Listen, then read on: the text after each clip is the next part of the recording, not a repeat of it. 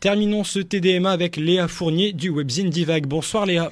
Bonsoir Thomas. Ce week-end, j'ai vu Mademoiselle, le dernier film de Park Chan-wook. Près de 2h30 de film pour un thriller érotique. Car oui Thomas, un thriller peut être érotique.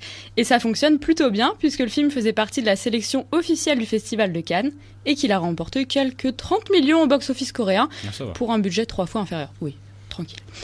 Le film s'inspire donc du roman anglais Du bout des doigts de Sarah Waters, transposé à un univers asiatique. L'histoire se déroule dans les années 30 pendant la colonisation japonaise de la Corée.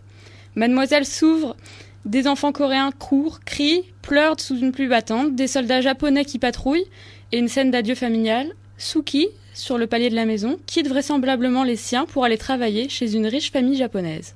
Mais en réalité, la jeune femme a été élevée par une receleuse et si elle quitte la Corée, ce n'est pas vraiment pour la bonne cause. Associée à un escroc, elle sera la nouvelle servante d'Hideko, jeune femme démesurément riche vivant dans une immense demeure avec son oncle. L'objectif de Suki, convaincre Hideko de se marier à l'escroc qui se faisait passer pour un honorable comte, puis la faire interner et rafler le pactole. Mais rien ne se passe comme prévu, évidemment. Entre passion, séduction et manipulation, l'intrigue prend un tour inattendu, laissant planer le doute sur les motivations de chacun.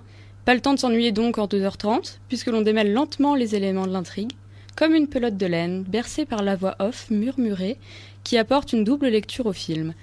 Sans même que l'on s'en rende compte, le film lui-même manipule son spectateur, dissimulant pour les révéler plus tard certaines scènes, cachant sciemment des moments, des clés de compréhension pour les dévoiler au compte-gouttes. C'est seulement au bout de près d'1 heure de film que le premier twist majeur de l'intrigue s'opère. Pas toujours subtil d'ailleurs, les rebondissements ne sont pas complètement inattendus, mais Mademoiselle fascine et intrigue inexorablement.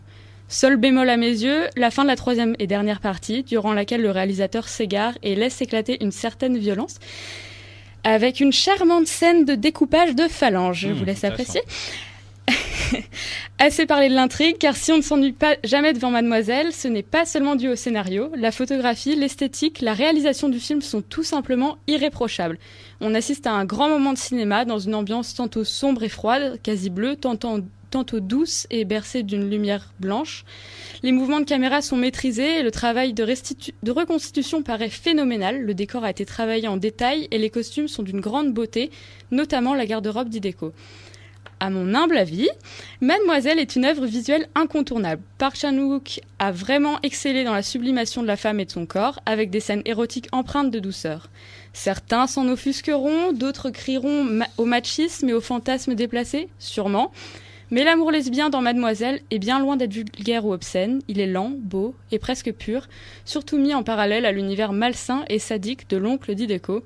Univers lui aussi dépeint avec un certain génie d'ailleurs, puisque les pulsions fétichistes sadiennes de l'oncle et de ses amis sont dévoilées sans tabou, contraste saisissant avec la douceur des 2 jeunes femmes.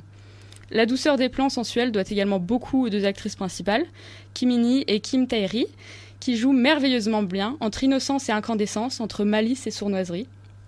Enfin, comment passer à côté de la bande-son ? Impossible de vous en passer un extrait ce soir, mais je vous invite chaudement à aller l'écouter sur Spotify, seule plateforme à la diffuser pour le moment.